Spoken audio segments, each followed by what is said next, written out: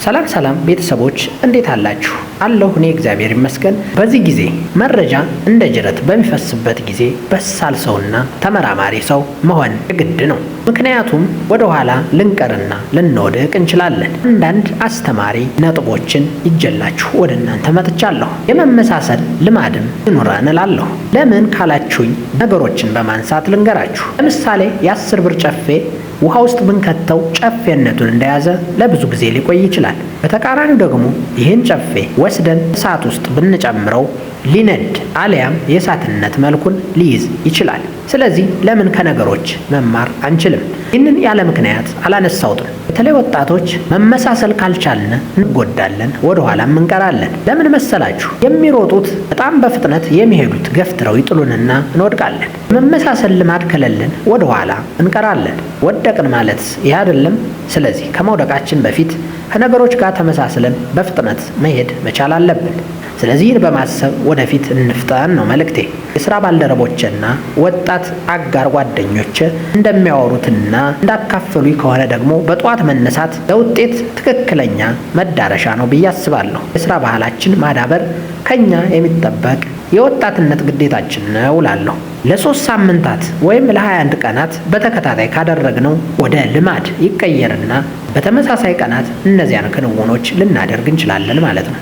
የመጀመሪያው ስንተኛም ስንነሳም አመስጋኞች እንድንሆን ነው። በመቀጠል በጠዋት መነሳት፣ ስፖርት መስራት፣ ውሃ መጠጣት፣ አድማጭ መሆን፣ መዝናናት መቻል፣ ለምትወዱት ነገር ጊዜ መስጠት የመሳሰሉ ነገሮችን ስናደርግ ውሏችን የተባረከና ውጤታማ የሆነን ስራ ስንከውን እንውላለን ማለት ነው። ከዚህ ጋር በተያያዘ ደግሞ ስለ ጠዋት መነሳት አጠር ያለች አንድ ግጥም አለች። የግጥሜ ርዕስ የጠዋቱ አየር። በሌሊት ከእንቅልፌ የተነሳው ባንኜ የጠዋቱን አየር ላገኝ አስቀድሜ፣ ግን እኔ እንዳሰብኩት አልሆነም ነገሩ። ለካ መብራት ነበር ያነጋው ሀገሩን። ይሁን አልኩኝና ተመልሼ አሸለብኩ። ትንሽ እንደተኛሁ እንቅልፍ እንደጣለኝ ህልም ጀማመረኝ፣ ያውም ደስ የሚያሰኝ የመወዳትን ልጅ ስትመጣ የሚያሳይ።